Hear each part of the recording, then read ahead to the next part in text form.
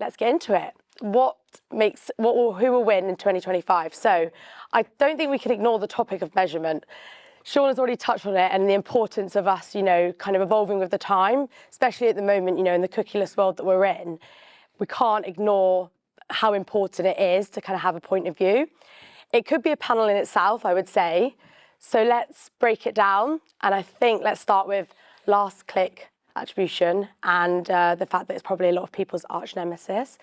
So most people in this room have probably been on some sort of journey of last click measurement and moving away from it and having to potentially, get other stakeholders in the business on board to move away from it, often finance teams. So, Sam, do you have kind of experience in that in brands that you've worked with that you want to share and how you've tackled different measurement options? Yeah, absolutely. So I think I'll steal your first bit. I absolutely hate last click measurement. It's really, really difficult. I think the start I had in my career wasn't as a marketeer. I was actually trained as a market researcher. And you would never, for any really complex problem, try to solve it with one methodology and then assume that it gives you the answer to everything. So I think collectively, everybody has spent a long time wanting to do that with it, and I think has come to realise all the shortcomings of it. So we've absolutely been on a journey to broaden out our measurements. So we do still use last click. It's still absolutely there, but it's supplemented now. Love the chart we saw in the first presentation. We aspire to something not a million miles away from that. So absolutely, last click is part of the mix. We have run a lot of experiments. They're hard, they're slow, but they give you a really, really clear view and often tell you something very different from what you get from last click. And then we combine that with, brand tracking and a number of other data sources and use that to give us that real true picture. So massively important to get away from it. And if we'd relied on that only, we would have taken some pretty dodgy decisions. Yeah, definitely. I feel like it's, looking at that aggregated view, isn't it? Being able to look at all the touch points and bring it together. Maddy, you're known well at Nest for making very good data-led, gutsy decisions and, having to get those people on board. What kind of, structure do you need to enable you to be able to do that? And do you have any tips? Hopefully. So I think, again, last click, we still use it. We use it kind of on a week over week basis to see how things are trending. We definitely don't use it as a guideline to make decisions upon. I think I've had lots of conversations with people about measurement over the years, and I think the slide that was shown earlier was absolutely brilliant and is kind of out of the playbook of something that's always on, supported by experiments and supported by MMM. We actually don't have huge OPEX budgets. We don't have huge marketing budgets. We're very, very lean in how we spend money. So we've almost chosen not to spend money on measuring things. We tend to take a view of if something's working, i.e. it's influencing the top line, so we're selling more or we're getting more new customers, then we do more of it. And the challenge then really is how far can you scale things and how much you're prepared to put behind something in order to do enough so that you can measure how much it moves the needle or how much you're prepared to risk. So that's normally where the conversations are taken, is how much do we need to spend to see if it's going to move things, and therefore can we take that risk? Yeah, definitely. And Jay, your background in like these massive corporations, have you found a different experience to what others have been explaining?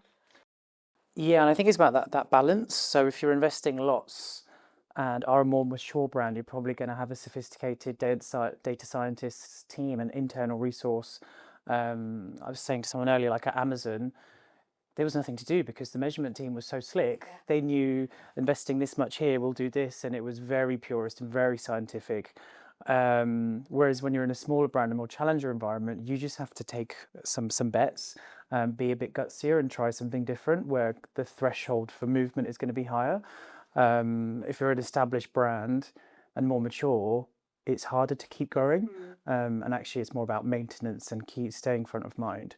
Whereas if you're trying to grow competitively and take share, that's when you need to be a bit more disruptive and challenger. Definitely. And those kind of being that disruptor, have you got experience of, how you approach those situations with those key stakeholders? I feel like that's a real challenge that a lot of people in this room will probably have on especially going to new financial years. Yeah, I think it's about, often people use the 70-20-10 kind of split. So 70% of what we're going to do is going to be based on stuff we know, high confidence, 20% on a bit of testing, and then 10% you have to allocate towards new and innovation. It depends if your finance team is okay with that, or do you have to kind of be a bit colourful about how you explain it to them? Stuff that innovation budget in agency fees and actually put it into media. So sometimes you do have to be creative and then get the results and be like, oh look, I did this test and it worked. If it didn't work, don't tell anyone. Oh, okay. Yeah, I like that. I like that. But yeah, I think it's about finding ways to get that innovation across the line, because unless you have the past performance, how are you going to know what it's going to do? Like YouTube might work for some brands, it might not work for some other brands. Yeah. Unless you can get an okay to say, this is a test, I have literally no idea what it's going to do. It might move this metric, but it might not. If you're in an environment and culture where you can have those open and transparent conversations, it's okay. But some businesses and CEOs and CFOs are like, if the ROI isn't above 4, you can't do it. Yeah, it's challenging. I guess it goes back to what Sean was saying earlier about you build that trust in one element, and then once you've got that, you say, okay, give me this and let me test that, and then hopefully, your gut feel is right, because it's, and then you can keep going. Really interesting. So another topic I feel like is really important to talk about in terms of, what's going to make people win this year is that team structure, because that can make or break a business ultimately. If that falls down, everything else falls around it. So from working within, really big businesses yourself, Jay, what do you think the key is to making sure that doesn't, to keeping those teams to not lose each other? Yeah, I think it's about trying to align on objectives and actually understanding what does my team need from other functions, of what can you do for each other, because actually you should be all aligned to the business goal and actually be aligned to a North Star, and then everyone knows what their part is to deliver on that, rather than seeing it as competition and brand is competing for budget against acquisition, which often happens. And actually, how can we make more fair decisions based on customer and business outcomes, as opposed to attributing it to the brand campaign versus the acquisition campaign? And actually, I think a lot of more time needs to be spent on relationship building. So I think we're very good at executing, being focused on in our worlds, but actually understanding one another is what often reduces the friction and tension between teams. So something I've seen work really well is stakeholder mapping, and actually the stakeholders may not know, but every person that works with marketing is mapped to someone else in my team, because I can't talk to everyone every day. But the affiliates manager has a really good relationship with our PR team, or my social manager has a really good relationship with the organic social team. They don't need to all go through me. Yeah, definitely. I think that's really interesting. And that point you said at the beginning about the objective, conversations I've had in the past when I asked, what does success look like for you as a business? And they say, well, it depends on who you ask. And I think, okay, well, that's not great, because how can you all be singing from the same sheet and be working towards a common goal if you all have a different goal? And something else that I've definitely experienced is when there's, and like you're saying, having those teams coming together, is when there's a disconnect often between brand and paid. And we all know how important creative is in this world. We've seen how many creatives kind of you need on a weekly, monthly basis. When you have that disconnect, it can be really challenging for both teams. Maddy, in kind of from Mint Velvet or previous roles, have you got experience of that disconnect, or how you've kind of evolved the teams together? Yeah, I mean, we're pretty connected at Mint Velvet, which is quite nice, because I think the performance and the creative teams are led by the same people, which is helpful. It can be quite high friction as well. I think just going back to what you said before about having really shared objectives and being very clear about what the objectives of different types of campaigns are is really important. And if we take that all the way back as well to this kind of idea of influencing the finance teams as well, I think for us that's something that we've kind of nailed now in how to go about that, in terms of we effectively decide what our own objectives should be as a marketing team, and then we put numbers behind it, and then we take that through the finance team. So I don't know about some of you guys, but I interview people and they say, well, how do finance give you your ROAS targets? And I say, well, I tell them what the ROAS target should be, because that's my job as a marketing director, that I should know what my channels should be delivering in terms of a ROAS or an NCAC by channel, because I understand my unit economics and I understand how many customers I can get from each channel and how those channels interact with each other. And then once you can talk to a finance director in that kind of language and they get the confidence that you are defining how a channel should work and how your spend should be behaving, then that can give the confidence that I guess more top of funnel campaign can be driving a lower ROAS or no ROAS at all, because it's not going to be doing anything on a last click basis. So we've kind of got to that point, which means that from we split sort of brand and performance a little bit from a brand team where they don't need to have the same ROAS targets, then we have a little bit more freedom to do what we like. From a creative production point of view, is that kind of a little bit where you're going? So from a creative, that's Heartland Mint Velvet. So we are a creative business, we're a product business. So actually we're probably more ahead on churning out really great content than we were at spending money on amplifying it, which is sort of a little bit the other way round for a lot of businesses. So I just feel very lucky on that one. So maybe.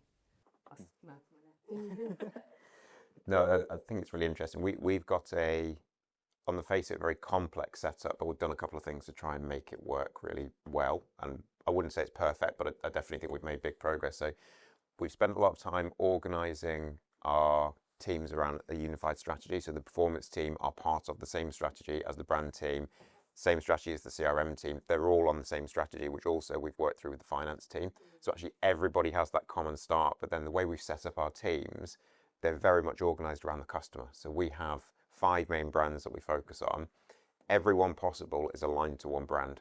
And that means you've got this virtual team brought together where the brand team are in that team, the paid team are in that team, the CRM guys are in that team, the creative team are in that team, and actually they're all serving that same customer under the same strategy. So you absolutely do get a bit of fight when who wants what asset or how does it come to life in this channel.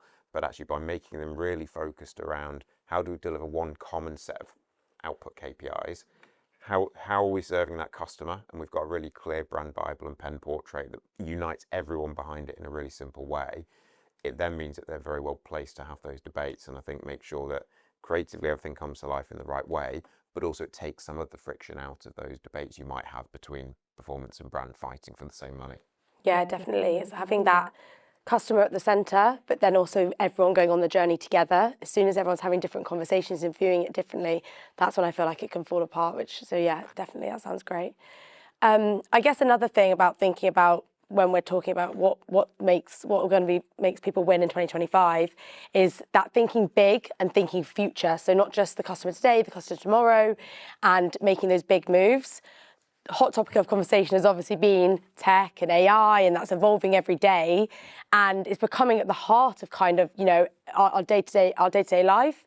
So Sam, do you have any examples of when is the right time to make that investment in tech? What is that? How does that look like? And balancing that with that customer-centric approach still. It's a really hot topic for us. So we kind of have a 3-way debate on it at the moment. So we've got the marketing teams who are passionate about bringing in innovation and have got a very clear view of what's going to increase efficiency or get them a better outcome. We've got a finance team who are very focused on generating the right return. And then we've also got very passionate tech teams who have a very, very clear view of where they should be investing their time and actually what best practice should look like. So rather than going after a particular solution, we spent a lot of time going back to the strategy and the output. So everything is in service of that. So we've got 4 pillars of our strategy. All those teams are aligned behind it. We've taken it out to the finance team, to the tech team, so everyone's bought into it. But then what it's meant is we've been able to create a really simple roadmap that says, what are we going to go after in what sequence based on size of opportunity, ease of implementation, and trying to get ahead or catch up and then get ahead of both the customer and the market. And I think we've done the same thing for performance media. We've done the same thing for existing customer and CRM. So loads of work to do, and those roadmaps are a lot longer than I'd like them to be, but at least it helps us take some of the sting out of those conversations where you might be coming along with a great piece of tech or a great innovation you want to land, and you're starting the conversation from scratch. Hopefully what we've managed to do is lay the groundwork, connect it back to the business objectives we're trying to hit, and it means that we're then having a much more informed conversation rather than trying to argue the case over should we have this solution or that solution. Yeah, and then having that roadmap means you can prioritise kind of what are those big moves we're going to make first and in what order. And I think that that's something that's really important when you're going into those new years and thinking about all the different decisions that you've got coming up. What do we invest in next, tech-wise, platform-wise, market-wise? What do our budgets look like? Maddy, how did you go about like looking into that and making those big decisions? Yeah, it's challenging. I think it sort of depends on where the opportunities are and what the opportunities are. So, I mean, our business is split into various different areas and we take a very different approach to investment and risk in each of them. So our UK business is relatively mature, although there's still a lot of growth to go after. So in those areas, we tend to stay fairly efficient and we have to be fairly calculated about where we're going to invest. It's a completely different story in international. So in international, it's much more about how big can we get, how quickly. And the investment there is partly in tech investment, which is kind of investment in future growth.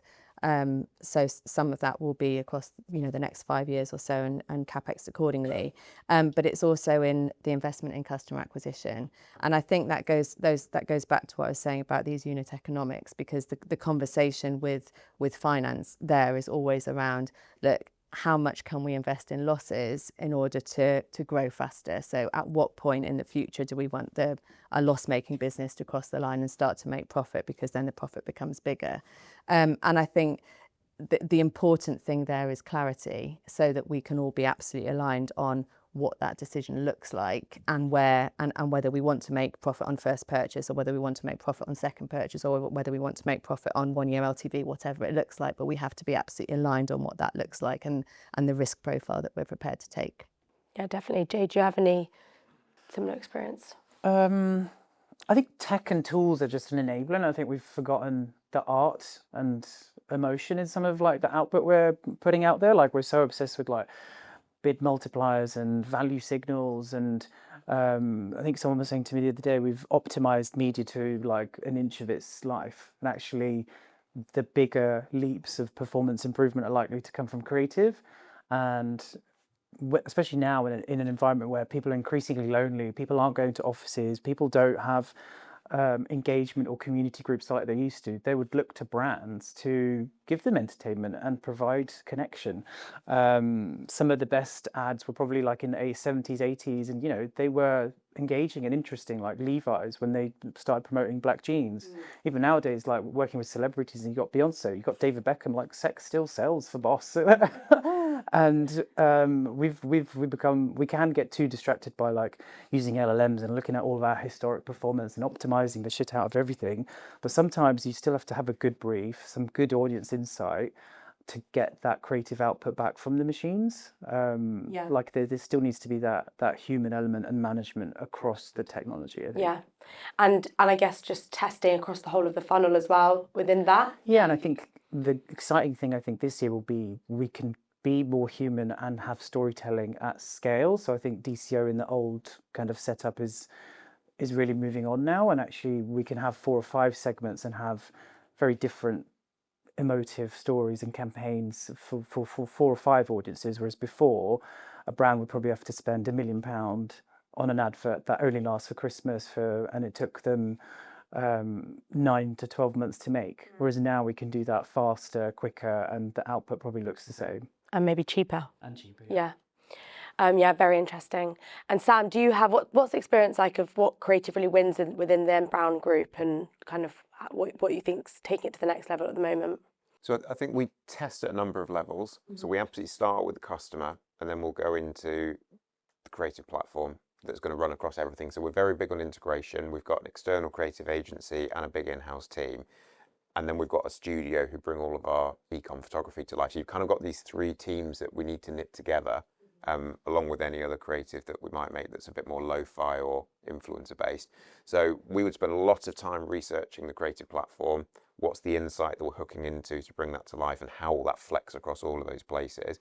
And then we'll test it much more tactically and optimize much more tactically when we're in channel. But it's absolutely got to be a combination of the two. But we invest a lot of time and effort in that upfront piece.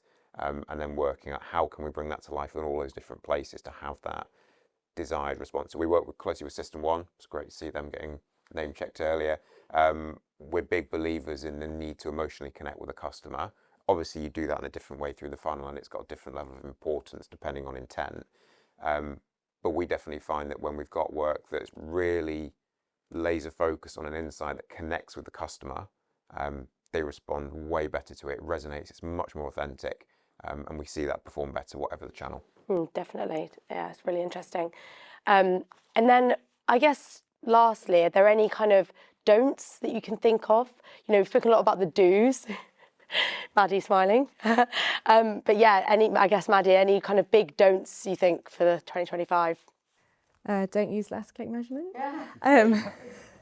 I think I would say don't rule anything out and test everything that you've got time to test. And also keep going back round the loop on things as well. So, you know, we would rule something out as not working one year, and then the next year we can find a way to make it work. So we can come back to things. And the good thing about things moving on so quickly is that everything is constantly changing. So an example would be our influencer strategy is quite an interesting one. Historically, it's been really, really hard to do influencer work and measure it effectively. Now we've got platforms like LTK coming out where you can use these platforms as content creators and measure them, maybe not so much in a last click type of way, but at least you can see some value coming out. So never rule anything out, just go back to it again and try it again another time in a different way. Yeah, that's really interesting. Do you have anything to add, Sam? Yeah, I think I would say combine, and we've talked a little bit about it, but it's combine measurement and gut feel, and don't let one slow you down. Often it costs more to measure the thing than any better outcome you could get through the measurement technique. So we definitely try and get that balance right. Not every time, but we'd absolutely try and do it. And you know, we've had some examples where we've wanted to measure things on site that are set up in a certain way and take time to do it. But you can look at it, just put yourself in the customer's shoes, and you know it's wrong. So you don't need to do that. You can take more of a gut feel approach, and you know it's going to be a better experience. So it's absolutely about combining the two. And I think as we get more and more sophisticated in the ways we can measure, the sources of data we can look at, one thing that we've tried really hard to do and fallen foul of a couple of times is we've tried to measure too much and we've slowed down as a result. So absolutely right, you've got to be really robust in your measurement, and it's hard because you've got to take 3 or 4 sources to bring them together. But actually you've also got to, particularly in retail, you've got to move really quickly and you can't let that slow you down too much. Definitely. And Jay, any other don'ts? I'd say don't rest on your laurels, and I think what worked before may not work in the future. So I think I think it's about not thinking you know it all. Yeah. Having an open mindset. Don't succumb to the Google and Meta black boxes, but you know there are other channels. Like keep an open mind and yeah, have diversity. I think in your channel, media and creators. Yeah, I think that's something that we find a lot. It's like you think that one thing works, you stick at it, and then it suddenly stops working. And some people aren't quick enough to pivot and think, okay, what do we go to next? Yeah, and I think often we forget to put ourselves in the customer's shoes, and we're just, because I'm not on Snapchat doesn't mean our customers are. And Reddit, like that was in a media proposal, and we were all like, who uses Reddit? But in the US, it's quite big. Yeah, I had a conversation with a client recently. They said, but we're not all on Snapchat. I said, yeah, but your audience is on Snapchat. We might not be, but there's 40% of people that aren't on this platform, on that platform, and it's how we reach a new audience. I completely agree. Anything else we want to add before we finish up? No? Okay, cool. I feel like that was lovely conversation, looking at kind of measurement and moving away from last click ideally, but obviously still being part of your weekly view, but looking at other attribution points and what it is that got the customer over the line, but then also kind of continue to test, iterate, learn, and go on. And that team structure is also super important, that we've got that key objective. We're singing from the same sheet. We understand the goal. We have a common goal, and we understand the customer more than anything. We really need to understand that customer.